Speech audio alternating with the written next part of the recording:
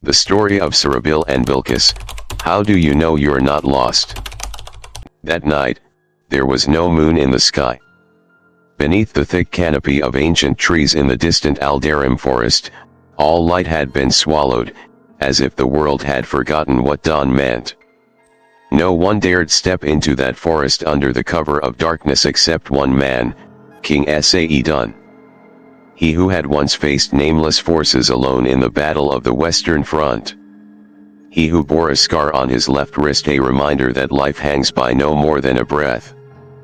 But today, he was not marching to war with sword in hand. He walked alone, carrying only a silver bow gifted long ago by a reclusive monk who once told him, "When you save someone with this weapon, old karma will shift."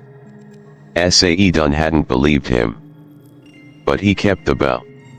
Dry leaves crunched beneath his boots, and the wind whispered his name in a language no one understood. The king moved deeper into the woods, eyes sharp, half wary, half uncertain. Then, he stopped. Before him, in a clearing amidst the trees, two snakes were entwined in what seemed like a dance. But it was no dance. It was a battle. One was black as primeval shadow, its eyes burning red like the fire of hell. The other was pure white, soft-bodied, fragile, but its eyes glowed gently, like a forgotten moonbeam. They bit, twisted, hissed. The black one was overpowering the white, pinning it until it lay nearly motionless. Its jaws stretched wide, ready to devour. King Sa'idun didn't understand what was happening. But in that instant, he no longer saw snakes, he saw souls. One desperate to destroy. One begging to be spared. And he let the arrow fly. The silver arrow tore through the dark and struck the black snake in the neck. It hissed violently, thrashed and collapsed. Only the white one remained. But within seconds, it too began to shudder, and change. Its white scales dissolved like ash, revealing the form of a man. A young man, pale-skinned, with deep eyes and long hair flowing over his shoulders like water. Sa'idun instinctively drew his sword. But the figure raised his hand. "Please don't fear me. I am no longer a man, nor am I still a serpent. I am a jinn, a being from between worlds. And you, your majesty, just saved me from my betrayer." The king froze, heart pounding. "That black serpent?" he asked. "One of my sworn vassals," the jinn replied, his voice low and echoing like it came from a mountain cave. "He wanted the throne. And he wanted to force my daughter to marry him. When I refused, he led me into this forest, transformed into a serpent and attacked without warning." His voice softened. "You've stopped him. You may call me Azafar, king of the southern jinn." Sa'idun still gripped his sword tight. Inside, he couldn't believe what he was hearing. A jinn? A race between realms? With a throne? A kingdom? Politics? Azafar smiled, as if reading his thoughts. "You don't need to understand," he said. "Just know this: I owe you my life. And I wish to repay it." "I want nothing," Sa'idun replied. "I am a king, rich, burdened with abundance. And you're not even of this world. What could you offer me?" A shadow of sorrow flickered in Azafar's eyes. "Then," he whispered. "Then, what if I gave you my daughter's heart?"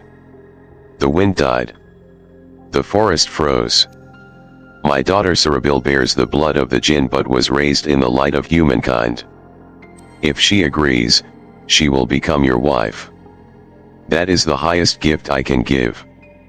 "My wife?" "Yes. But there is one condition." Azafar stepped closer, his voice turning cold. "No matter what she does, you must never ask her why. The moment you do, the curse will awaken and she will leave you forever. Saeedun frowned. Why would I accept such nonsense? Because you will never understand, whispered the jinn. And sometimes, the best way to love, is to stay silent. A faint light rose from the earth. And when it faded, she stood there. A girl with long, flowing black hair, her eyes sparkling like falling stars. On her forehead, a faint mark shimmered like fire in the night. She wore a white gown woven from moonlight and bowed silently before the king. No introduction was needed. No confirmation. King Saeedun knew, this was Sarabil, the one who would rewrite every law of his life and take his heart to a place no one could return from. The wedding took place 3 days later. No trumpets. No red veil. No procession of dowry bearers stretching 10 miles. Only a quiet palace, where King Saeedun ordered the gates shut. And in a moss-covered courtyard of ancient stone, he placed his hand upon hers. Sarabil, the girl who did not belong to the world of men. The palace priest, blind in both eyes yet master of ancient scripture, was the only one who could see her without fear. As he spoke the sacred words to seal the marriage, the forest winds howled as though heaven and earth had come to witness a fate written beyond comprehension. Do you vow, even knowing she does not belong to this realm, never to ask why she acts strangely? The priest asked. I do, Saeedun answered, his voice as firm as a sword against stone. But deep within him, a seed of doubt had already been planted. She smiled. On their first night, Sarabil said nothing. She stood at the window, gazing at the starless sky.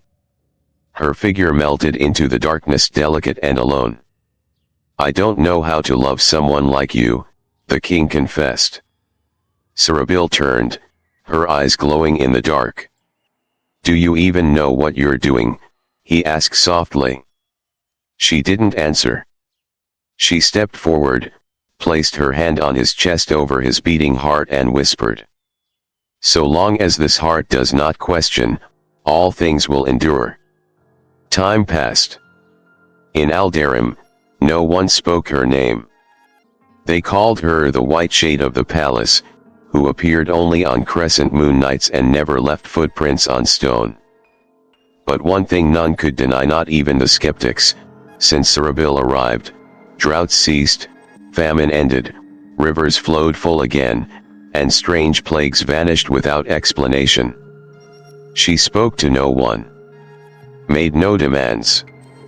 She simply watched over the king like a star guiding the moon. Until one day she gave birth to a son. The entire kingdom celebrated. The first crown prince, called the Child of Silent Light. His eyes, clear as an ancient well, opened wide at birth.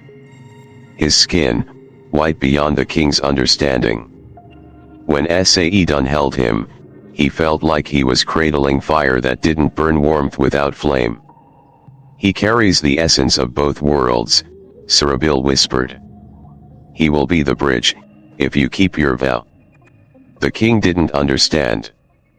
But he nodded, his heart overflowing with the joy of fatherhood.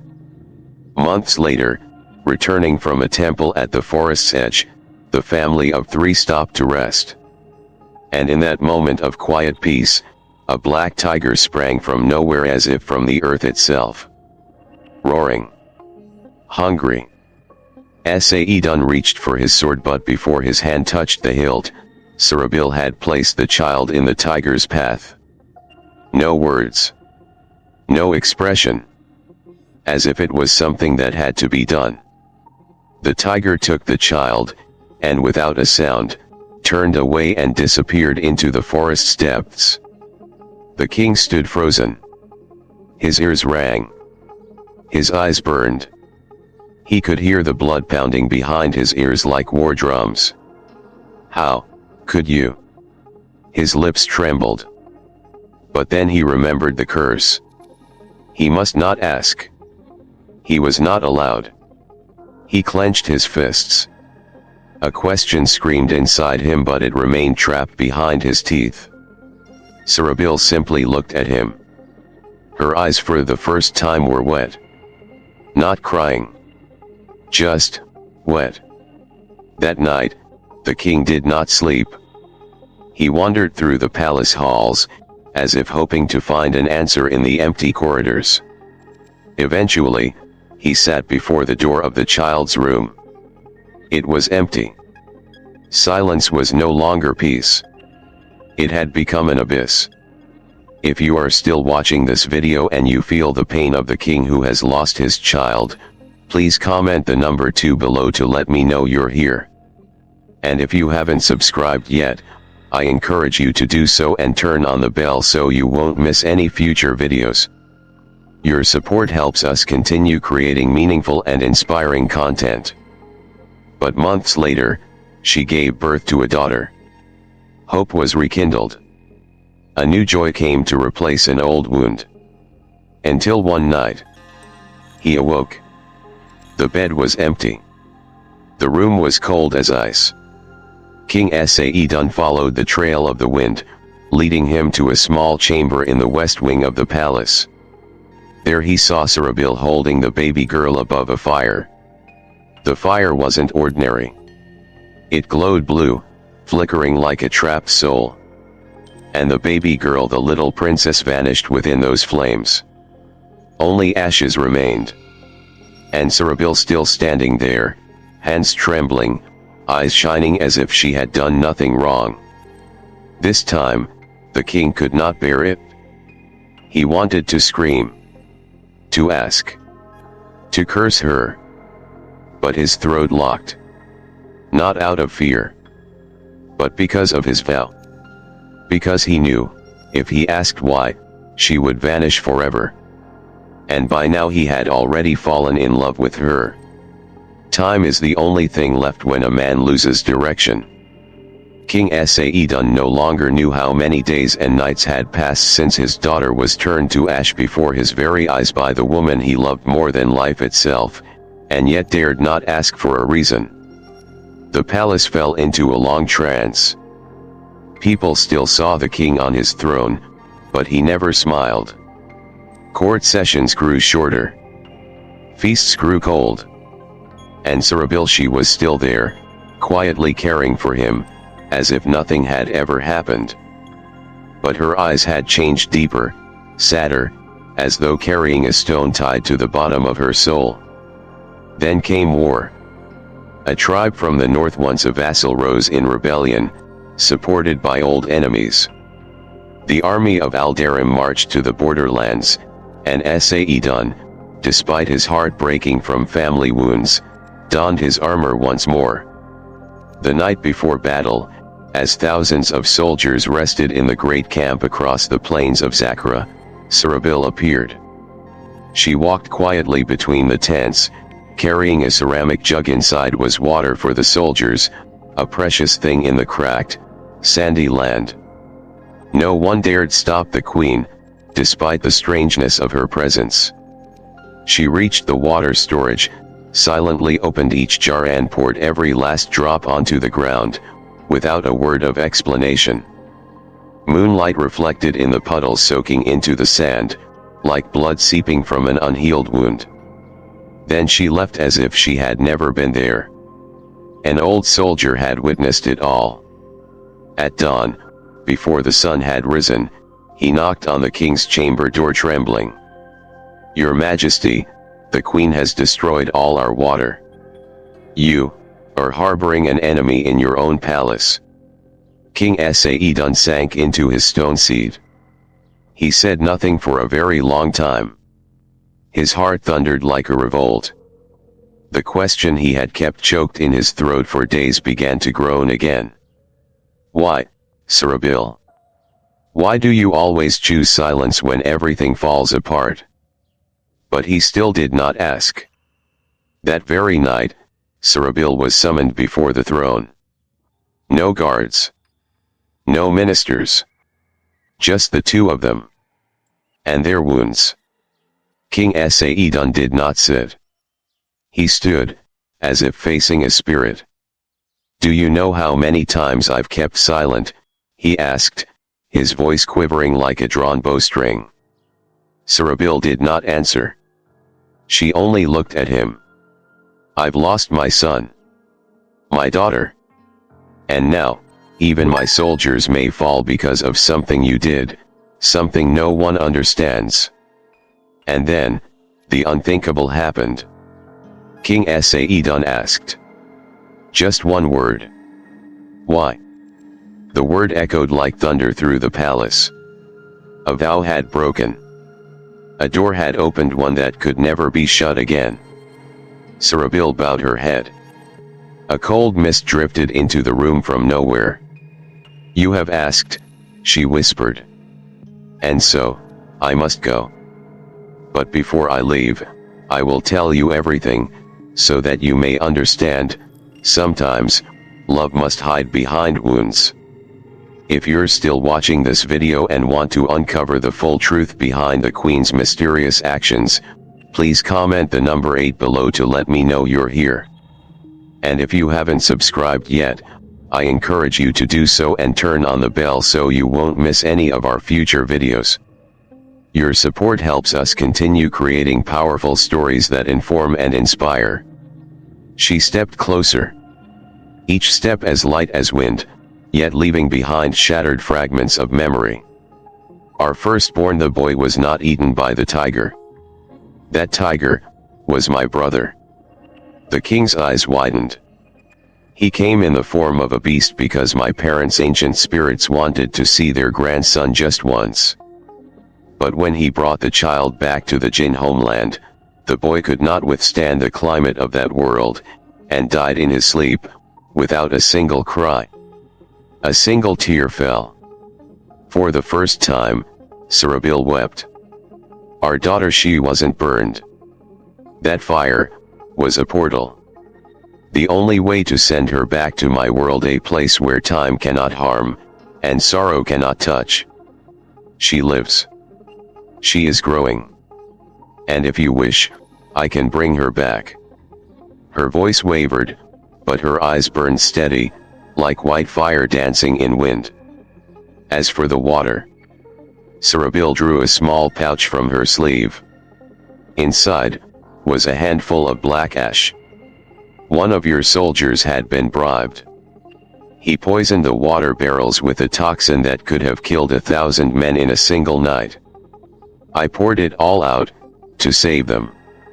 No one knew. And if you hadn't asked, I would never have told you. King Sa'idun stood as if turned to stone. Everything he had once doubted, once despised, once tried to endure, had been acts of love. And yet, he had asked. And she had kept her promise. Sarabil turned to leave. But before the door closed behind her, she placed a strange green gem into his hand. "This is the last memory of your daughter. One day, if you truly repent, she will return not as a princess, but as the one who carries the final light of this kingdom." And then, she vanished. No smoke. No light. No farewell. Only a king, kneeling in the ashes, his heart with nowhere left to place its trust. A long time passed since Sarabil disappeared like wind dissolving into the twilight. No one knew where she went, and no one dared speak of her again. Since then, King Sa'idun had become quiet.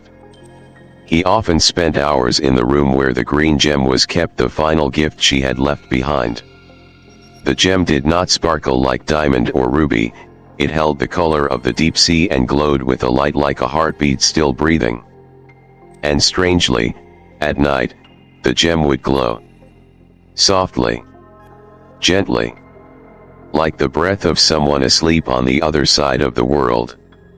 Then one day, the glow changed color. No longer ocean green but a warm amber hue, like a small fire flickering on a winter night. The very next morning, the palace guards at the gates of Aldarim saw a young woman approach. Tall and slender, with deep eyes and a cloak embroidered with flames. She came without horse or escort. And yet everyone who saw her, instinctively bowed. She walked through the palace halls, across the same stone corridors her mother once passed in silence. And when she stood before King Sa'idun, she needed no introduction. Father, just that one word made the king's heart skip a beat. Those eyes. That tilt of the head. The way she sat, like moonlight leaning gently over a still lake. There was no mistaking it. She was his daughter. She told him she had grown up in another realm where time moved slowly, where no one got sick, and where all souls were taught to let go of anger and pride before returning to the human world.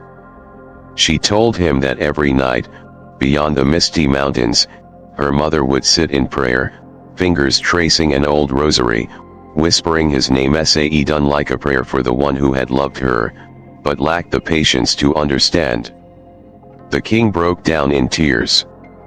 No longer a monarch but a frail, grieving father, collapsing into his daughter's arms, sobbing like a child just discovering pain. And so, fate turned its next page. The new queen, the girl with half jinn blood, half human, was crowned the successor.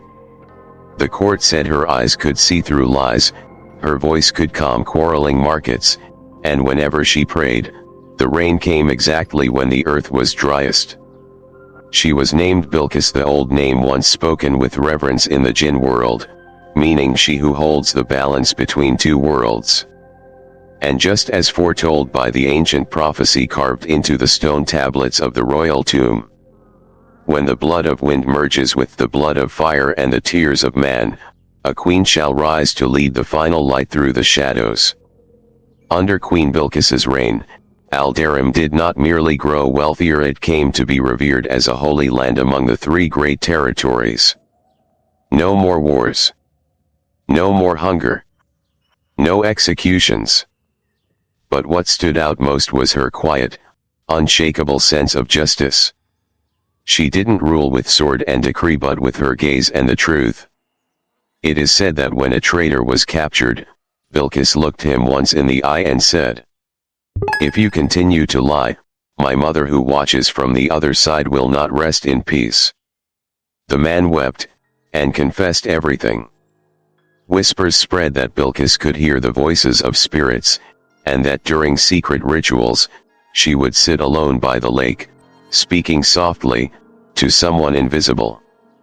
No one dared question it. No one doubted it. Because nothing strange she did ever brought harm.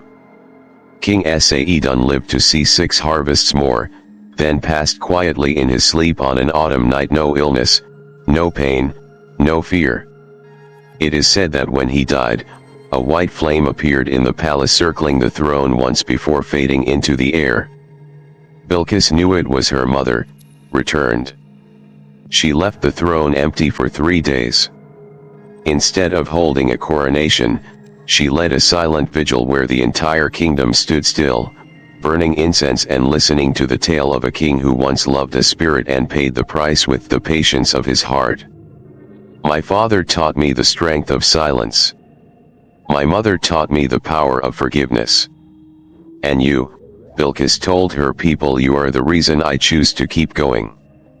From then on, the reign of Queen Bilqis entered the annals of history as an era of light. But her story was not yet over. Because one day a strange bird appeared from the east, carrying a small piece of parchment, and a message from a prophet in search of the true light. That morning, there were no clouds in the sky. Winds from the east carried a strange scent, the smell of damp earth after the first rain of the season, the scent of a land untouched. Upon the red-tiled roof of the palace in Aldarim, a strange bird, tiny, with a pale golden chest like faded sunlight, landed. A palace guard raised a hand to shoo it away, but the bird didn't move. It looked straight at the guard, as if it spoke through its eyes. Then, it shook its wings, revealing a thin piece of parchment tied with a thread of blue. The message was delivered to Queen Bilqis in under an hour. When she touched the parchment, Her hand turned cold, like dipping into a hidden underground spring. There was no royal seal. No crest. Only words, handwritten not in ink, but in light. In the name of the most merciful, the most compassionate. I am Solomon, one chosen by God. You have ruled a land of justice, but that alone will not save your soul from straying. I come not to conquer, nor to judge. I come to lead you out of the night of false worship. Abandon the Son. Bow before the One. If you do not, I will be forced to use power. This is not a war between kings. This is a call from a soul to the Creator. Solomon. Bilqis read the final line and gently closed her eyes. The letter disintegrated in her hand like ash. An emergency council was convened that very day. I've heard, one of the ministers spoke up, that this man Solomon can speak to birds, command the wind, and bend jinns and beasts to his will. If the rumors are true, this is not just a warning letter, it's an invitation from the universe. A general countered. But if he's truly a prophet, why would he ask us to abandon the faith we've carried since the womb? We've worshipped the sun for generations. Bilqis said nothing. She sat still, head slightly tilted, hand resting on a pillow of amethyst, her gaze not on the speaker, but on something far away, where the light within her people's soul was fading. That night, Bilqis walked to the lake behind the palace, the one she had once dreamed of sitting beside with her mother. She dropped a small stone into the still water and whispered, "Mother, if it were you, what would you choose? To cling to belief like a stubborn flame? Or release it like smoke carried by the wind?" No answer came. Only her own voice echoed back from the water's heart. But when she turned around, the strange bird was on her shoulder again. This time, it carried no scroll. It brought a dream. That night, in sleep, Bilqis found herself in a vast desert. In the sand were strange footprints, not man, not beast. They led her to a dried-up well. Inside, a child was crying. She leaned over and asked, "Who left you here?" The child gave no answer.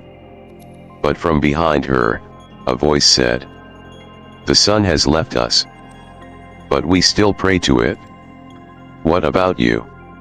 She turned. A man in white stood there, holding a staff, his eyes shining like stars. "I am the chosen one," he said. "But I do not choose for you. I only extend my hand. Whether you take it or not, is up to you." Bilqis woke drenched in sweat but lighter than she had ever felt. She understood now. The night was not the enemy. Blind faith was. 3 days later, she responded to Solomon's message not with words, but with action. A caravan was sent bearing gold, jewels, silks, and precious stones, gifts for the prophet's kingdom. Not to bribe. Not to boast. But to test who he really was. If he rejected them, he was of God. If he accepted, he was just a man cloaked in faith for power's sake. But none of the emissaries were allowed near Solomon's throne. They were stopped at the palace gates by the wind. The wind spoke. "The chosen one needs no gold. God's servant requires no offering. Tell the queen. If she seeks light, let her come with a bare heart, bringing nothing but truth." That message reached Bilqis like a final chord resolving a long, wandering melody. She rose, brushed the dust from her robe, removed her golden crown, and told her council, "We will go. No swords. No silver. Only emptiness." And at dawn the next morning, she left Al-Darim. If you're still watching this video and want to know who the mysterious prophet truly is, please comment the number 9 below to let me know you're here. And if you haven't subscribed, I encourage you to do so and turn on the bell so you won't miss any videos. Your support helps us continue creating powerful, inspiring stories. The path to the Prophet's land was not drawn on any map. Bilqis and her followers crossed mist-veiled valleys, cursed ancient forests, and white sand lands where the wind blew against every thought. The strongest horsemen lost their way. The hardiest camels collapsed. But Bilqis walked on barefoot, crown abandoned, eyes guided by something that had no name. Her people began to fall away, some from exhaustion, others from fear of the void. In the end, only she remained, and one old guide who had said nothing since the journey began, but now and then tapped the earth with his staff, as if listening to the world's heartbeat. And then, at a blood-colored sunset, they saw the throne. Not a throne of gold or jewels, but a plain block of stone, set in a silent valley, beneath the shadow of an ancient cypress tree. The wind blew from all four directions as if both greeting and testing her. Upon the throne sat a man in coarse robes. His hand rested on a staff, eyes closed, as if hearing truths no one else could hear. Bilqis stepped forward, slowly, unafraid. "Are you Solomon?" The man opened his eyes. And in that instant, she knew. The light in his eyes did not come from the sun. It came from something deeper. He did not nod. He did not smile. He simply asked, "What have you brought?" Bilqis was silent a moment. Then spoke in a voice solid as stone. "I bring emptiness. No titles. No gifts. No power. Only a soul, wondering whether I've spent my life worshipping the right thing." Solomon closed his eyes and exhaled. "Then you have come to the right place." He rose to his feet. "Before we speak of faith, I want you to see something." He led her across a barren stretch of land where once stood a bustling city, now reduced to rubble and shattered pillars. This was the capital of the kingdom of Sarabil, he said. They too worshipped the sun. They too lived in peace. But one day, the sun did not rise. And when they cried out to their God, no one answered. Bilqis walked among the ruins, sunset light brushing her cheeks. Not because they were evil, Solomon said, but because they placed their faith in the wrong place. And when truth doesn't come from within, it will be erased from without. Then Solomon led her to a lake, still as glass. "Now," he said, "look down." She leaned over. But instead of her reflection, she saw visions of her life. Her birth in radiant light. Her mother Sarabil disappearing into fire. Her father Saeed weeping beside the green gem. Herself on the throne, her eyes bright but her heart hollow. And finally herself, staring back at her. Bilqis staggered back, startled. Cold sweat ran down her spine. "That's your soul," Solomon replied. "It has never truly found the light." "Then what is true light?" she asked. Solomon looked up at the darkening sky. "True light doesn't come from the sun. It doesn't shine into the eyes, it shines from within. When the heart bows before truth." Bilqis was silent for a long time. Then, she knelt. "I no longer need a throne. Nor the light from out there. If God is the true light, then I want to be consumed within him." Solomon smiled, not the smile of victory, but the smile of someone who had just witnessed a soul return home. He extended his hand. And she, for the first time in her life, touched faith with both bare hands. That night, there was no festival.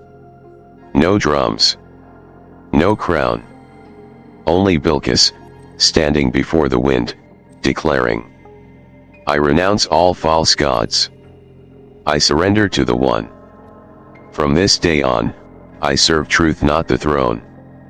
And from that moment on, a queen had died so that a soul could be born. The next morning, just as dawn broke, it began to rain. Not a storm, just soft droplets falling from low-hanging clouds, like Mother Earth whispering her pardon to those who had wandered too far. At the stone throne in the valley where Prophet Solomon once sat each day listening to the voice of the wind, now sat Bilqis. No canopy, no attendants. Her cloak soaked, hair clinging to her forehead. And yet her face was calm, as though the rain was washing away both the old crown and the burdens of lifetimes past. Solomon stepped out from a small tent, holding a coarse cloth robe. "It's cold," he said, and gently draped it over Bilqis' shoulders. She said nothing. But her eyes, those same eyes that once made soldiers bow, were now full of water, though it was unclear whether from rain, or something deeper. "How does one go on?" she whispered. After realizing their whole life was a mistake. Solomon sat beside her, not on the throne, but on the ground, so their eyes met on equal level. "There's only one way. Turn the mistake into a torch to light the path for others. Those who were once blind, when they see, guide better than those who've never been lost." 3 days later, Bilqis departed. Not as a queen, but as a pilgrim. She gave no orders, carried no maps. Yet everywhere she went, people paused, removed their sun altars, and in their place, placed a clean stone where they laid a hand and whispered the name of the Invisible One. They called it the Stone of Bilqis, and it quickly became a symbol of repentance, of return, of light born from within. Back in her homeland of Al-Darim, news of Bilqis' conversion struck like thunder in a dry season. The court was confused. Some secretly thought, treason. But then, when Bilqis returned, not a single person dared call her a traitor. Because she did not return on a golden chariot, but on bleeding feet. No banners. Only a basket of seeds, and one sentence. "We planted faith in sand for generations. Now is the time to sow where there is water." And so began an era like no other. No more sun temples. No more priests in golden masks.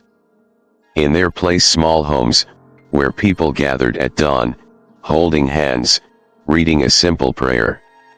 "You are the light. Without you, we are night. With you, even night becomes the way home." But the greatest light Bilqis left behind was not a religion, not a philosophy. It was a way of life. She taught her people to live simply, without masks. To listen to children and the elderly. To release birds instead of locking them in golden cages. To love without trying to possess. There's a story that tells. One day, a poor woman brought Bilqis an old cloth, saying, "My daughter died of fever. I have nothing to offer but this cloth she once wore." Bilqis did not take the cloth. Instead, she embraced the mother and wept. The greatest prayer is a tear. And the greatest offering is shared pain. In the 10th year after her conversion, Bilqis announced she was giving up the throne. She said, "When faith becomes a throne, it will collapse under its own weight. But when it becomes shade, every weary soul will find rest." The golden throne was melted down, cast into thousands of small cups distributed to poor families across the kingdom. Each cup was inscribed, "When light is drunk with gratitude, it never runs dry." On the day Bilqis passed, no one cried. Because they had all cried for her, long ago. She was not buried in a golden shrine, but on a small grassy hill, where she had once planted a lone pomegranate tree. The tree still stands. and people call it the tree of repentance, where all who come must remove their shoes. Not because it is sacred, but because it helps them walk lighter, after letting go of the past. If you're still watching this video and wish to honor the memory of Bilqis, please comment the number 8 below to let me know you're here. And if you haven't subscribed yet, I encourage you to do so and turn on the bell so you won't miss any future stories. Your support helps us keep creating meaningful and inspiring content. Bilqis left no children, no heir.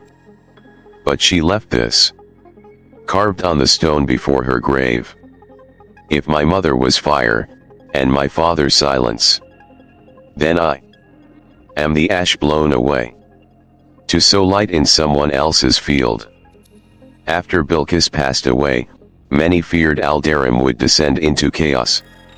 No successor, no crown, no throne. But the opposite happened. On the 7th morning after the funeral, as the first rays of sunlight touched the central square, people gathered. No one summoned them. No one called out. They came for something that felt very much like longing. An elderly man brought a bronze cup engraved with Bilqis' inscription, stepped up onto the stone steps, and placed the cup down. "We have had enough kings," he said. "Enough to know that not every person who sits on a throne leads us to light. But she, the one who held no throne, made us kneel." And so, Aldarim did not appoint a new king. They created something that had never existed before: a council of listening. Instead of ministers and royal guards, it was formed from ordinary people Bilqis had once listened to. A woman who baked bread, a former petty thief whom Bilqis had forgiven, a palace guard who now taught letters to orphans. They didn't make decisions by majority vote. They followed a single guiding question: if Bilqis were still alive, what would she do? And the miracle was, they never argued. Not because they were the same, but because everyone had learned to be silent before they disagreed, a skill Bilqis had taught with her very life. The most remembered lesson from Bilqis wasn't in any royal decree or speech. It was a moment of stillness. That year, a blind child was brought to the palace. His mother, accused of stealing bread from the market, knelt trembling before the court. The guards awaited the order to cut off her hand. She cried, "I stole because my child was hungry. I have nothing but these 2 hands, and his eyes." The court fell silent. Bilqis said nothing. She only stepped forward, removed the ring from her finger, placed it into the child's hand, and said, "This mother's hands took the bread, but my hand will repay it. Whoever cannot understand this, leave this palace before your heart rots like the laws you worship." No one left. But that night, the law was rewritten. Later generations called it the decree of gentle flame, not carved in iron or stone, but etched into the heart. Simple acts that changed a nation's destiny. No one shall die in prison without being asked, "Do you need to hear an apology first?" Orphans shall learn music before letters, because a note teaches them they are not invisible. Those who once did wrong but repented would plant trees instead of sit in cells, because what needs healing is the root, not the leaves. And each year, on the anniversary of Bilqis' death, the people of Aldarim hold no national parade. They do something else. Each person chooses one hidden sorrow, writes it on a slip of paper, and hangs it on the tree of repentance, where Bilqis is buried. No one reads them. No one asks. But someone somewhere is surely listening. One day, a merchant from the west arrived, saw the hundreds of notes hanging from the tree, and asked a skinny little girl, "What is this?" Some kind of superstition. The girl only smiled. No. It's how we remember. That some things cannot be explained with words. Only let go. And from Aldarim, hundreds of years later, a famous Eastern philosopher would rise. He once wrote, "If you want to know what a true kingdom looks like, don't look at its walls or laws. Look at how its people forgive." When asked where he learned that, he pointed south and said, "From a woman who once burned her child. Not to kill, but to save." And so, Bilqis lived on. Not in statues, not in history books, but in the eyes of those who knew how to bow before what they could not understand, and still love. That spring, less than 1 moon after Bilqis' death, a strange wind began to sweep through the southern lands of Aldarim. It carried no dust, no moisture. It carried a whisper-thin song, like someone singing a lullaby beside your ear. But with no singer to be found, people began to tell each other, "At night, I hear a woman's voice far away, as if she's speaking, but without words." Some were afraid, some confused, but others cried, because the voice didn't frighten them. It made them feel something else, a longing that had never been named. At the old lake behind the palace where Bilqis once prayed, the water was no longer still. Each night, the gatekeepers saw ripples, even though no wind ever blew. And at the center of the lake, they began to see a white silhouette. No one dared approach, but all could see she did not walk. She floated, as if memory itself was holding her up. The news reached the oldest priest on the council of listening. He left his cottage in the forest, leaning on his cane, and made his way to the lake. No soldiers, no followers, only a roll of old cloth, and a whisper, "If you're still there, if your soul hasn't dissolved, let me say what King Sa'idun never had the courage to speak." The wind stopped. The white silhouette in the lake stood still. And then from the cold waters Sarabil rose to shore. No one saw her face clearly, only her black cloak, hair long enough to brush the earth, hands so thin they looked untouched by anything living. But her eyes were still the same. Half moon, half fire. "I haven't come to stay," she said in a voice softer than air, "only to say my final words." "You're too late," the priest replied, his voice trembling. "No," Sarabil shook her head. "I've come at the right time. Because my daughter has completed what I could not." She looked toward the pomegranate tree on the hill where Bilqis lay at rest. The girl carried half of humankind, and half of jinn. And because of that, she saw both sides of the dark. "They say you killed your child," the priest said, his words heavy with accusation. "No," Sarabil replied. "I sent her to a place where time could no longer hurt. And when she returned, she was no longer a child, but the final light left in this world." The priest was silent for a long time. Finally, he knelt down. "Then, you came to forgive us." Sarabil looked down at him. A slow smile appeared on the face time had long forgotten. "No. I came to ask for forgiveness. For loving someone but never giving him the chance to understand." Then, she reached into her sleeve and pulled out a small object wrapped in silver silk. Inside was an old, frayed, and slightly scorched hair tie. "It belonged to Bilqis when she was a child," she whispered. "She once asked me, 'Will you keep this forever?' And I said, until I no longer have a place to keep it. Now, I no longer belong anywhere, Sarabil said softly. So I leave it here.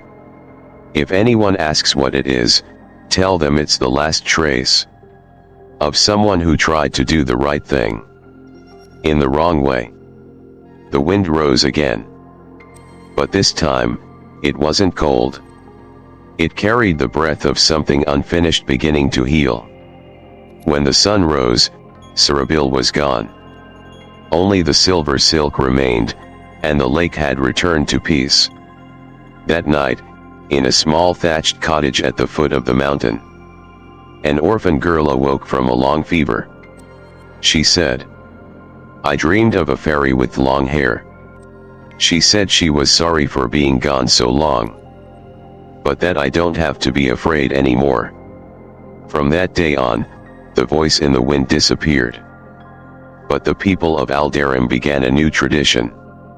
Every spring, on the first day the lake ripples, they bring an old object.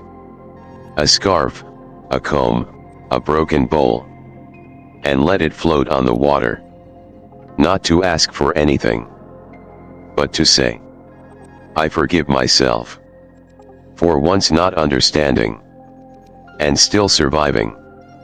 High on the northernmost mountain of Aldarim, a place with no paths, no trees, where the stone was as cold as ancestral bones, people whispered of a sacred cave. No one ever slept there without dreaming of a voice they somehow knew. That voice didn't belong to any human, nor to any beast, but to a race once born between light and shadow, the Jinn. And on that mountaintop, on a night when the sky was cloaked in black, he appeared as Afer, once king of the southern Jinn, the one who had given his daughter Sarabil to King Sa'idun as a gift of gratitude, the one who had once promised, "I will give you the most precious thing I have." Now, he walked with feet that didn't touch the earth, holding a thick book bound in red chains, known as the Ledger of the Flamekeeper, a book that only opens when a jinn cries. He had not cried in 1,000 years. But tonight, he wept. No wailing, no sobbing, just drops falling onto the cold stone, like rain on a nameless grave. "I didn't think it would end this way," he whispered, his voice like wind through stone cracks. "A being like me, who once ruled over 10,000 shadows, now sits here, just wishing to hear his daughter call him Father." Before him burned a small flame, not fueled by wood, but by memory. The flame showed him things the entire realm of the Jinn had forgotten. Sarabil's birth in a misty forest, when the red star appeared for the first time in 400 years. Her crying, unable to hold a dying bird in her hands. And him once saying, "Don't cry for what cannot live forever." Her final glance toward him, before walking away with King Sa'idun, without ever looking back. And now, she was gone. Not in death, but in liberation, in surrender, in transcendence. Things the Jinn-born of fire and vengeance could never understand. "You chose a path that did not belong to me," he murmured. "And because of that, you became more beautiful than anything I ever lived through in 1,000 years." The flame flared as if in agreement. Then, from within the flame, a small voice whispered, "I never blamed you, Father. But I hope that one day, you won't live forever just to hold a title, but to understand why humans love each other so deeply." As Afer touched the book, the Ledger of the Flamekeeper, the red chains fell away like slithering snakes. The first page opened. Inside the book, there were no lists of victories, no names of those he had conquered, Only a single line. Written in ash and tears. True strength does not lie in the fire we hold, but in the tear we are afraid to shed. He closed the book. And for the first time since Sarabil was gone, Azafar looked up. Not at the sky, but into himself. Then, he stepped out of the cave, removed his king's robe, and took out a ring. The ring of the Jinn bloodline, once a symbol of immortality and power. He placed the ring on a stone ledge and said, "If anyone finds this, use it to light a fire, but never to burn another soul." Then he vanished into the mist. No one knows where he went. But afterward, the mountain no longer felt cold. Grass began to grow. Birds began to arrive. And deep inside the cave, anyone who enters can hear a sigh, one of pain and peace. The people called that place the nameless grave of a soul who learned to weep. And from then on, whenever someone felt they could not forgive their parents for mistakes, for silence, for what was never said, they were told, "Go north. Climb the mountain. Sit beside the stone marked with a chain. And let the wind tell you what the grown ups never found time to say." In the eastern plains of Al-Darim, there was a village named Ma'ila, once leveled by war, later rebuilt using the broken ceramic shards of old, shattered idols. The people there had no temples, only a straw hut at a crossroads, inside of which hung a red string that read, "This is not a place for worship. It is a place for hearts to sit down." Inside that hut, once a week, a special gathering took place. Not for adults, but for children. They sat in a circle. No leaders. No preachers. No one giving sermons. They only asked questions and listened to each other. That week, the question was, how do we know who is good or bad, if everyone has done wrong? A boy named Zafar, 10 years old, freckled face, always holding a lump of charcoal, spoke first. "My father used to hit my mother. But he was the only one who knelt beside her bed when she was dying. I don't know if he's good or bad.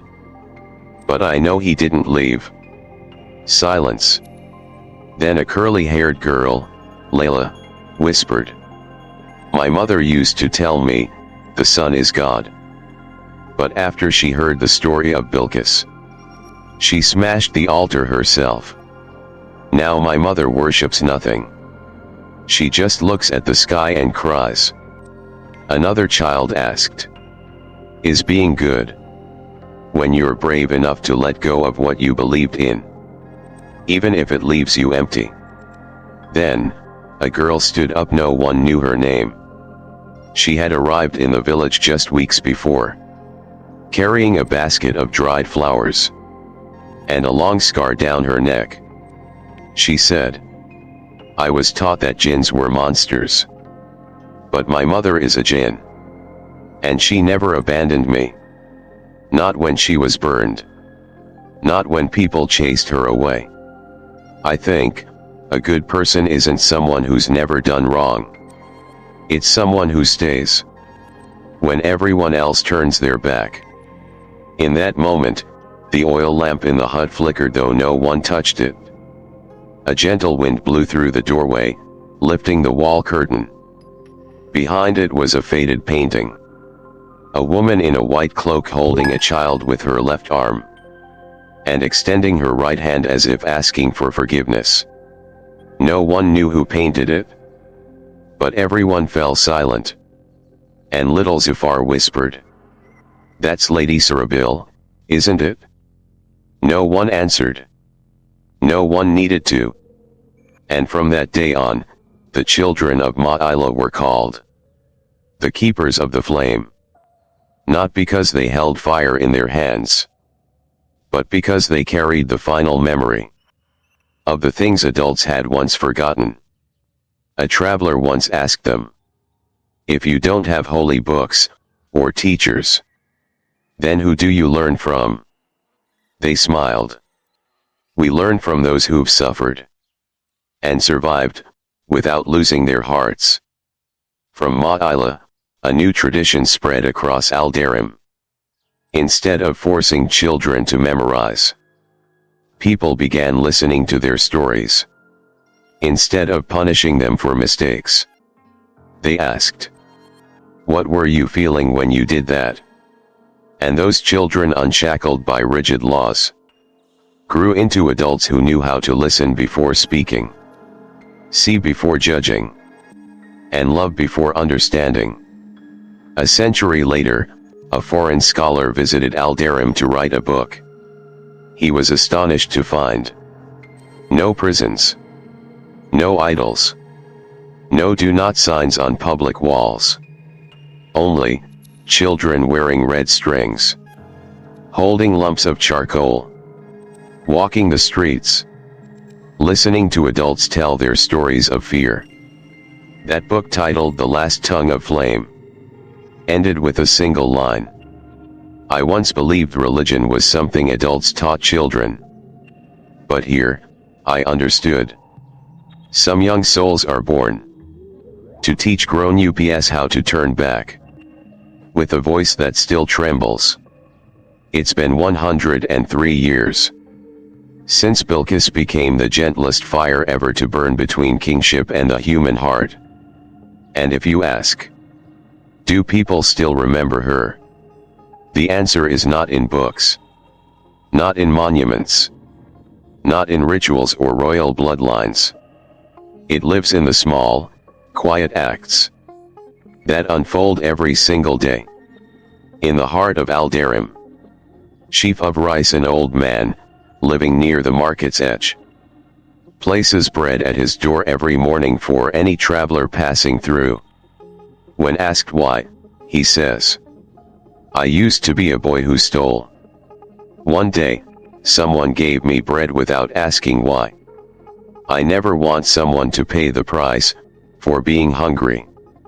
Urban orphan girl, now a teacher, gathers children in a thatched hut in the fields. Whenever a child is wrongly scolded by adults, she gives them a smooth stone and says, "Hold this until you find words for the sadness in your heart. When you understand it, give it back to the earth." One rainy day, a group of travelers stopped in Ma'ila. They were invited into the flame hut, where the children said nothing, but simply handed them a chipped porcelain cup. No one drank, but every one of them wept. "It's how we greet visitors," a boy explained, "with something that's broken, but still useful." From that moment on, Al-Darim was no longer known as the land of kings or golden temples. It became the kingdom of souls who once stumbled and chose to rise again on the feet of forgiveness. The story of Sarabil, Ksitigarbha, Bilqis, and Azafar was no longer told as myth, no longer preached in temples. It was whispered when a child asked, "How do I know I'm not lost?" And someone would lean down, touch the child gently over the heart, and say, "If you can still hear someone crying inside you, you're not lost at all." And then, they might say, "Once, there was a girl born in darkness, without even a lamp. She was called Strange. She married a king who could not understand her silence. She burned. She vanished. But in the end, she gave birth to a soul strong enough to reignite the light of an entire kingdom."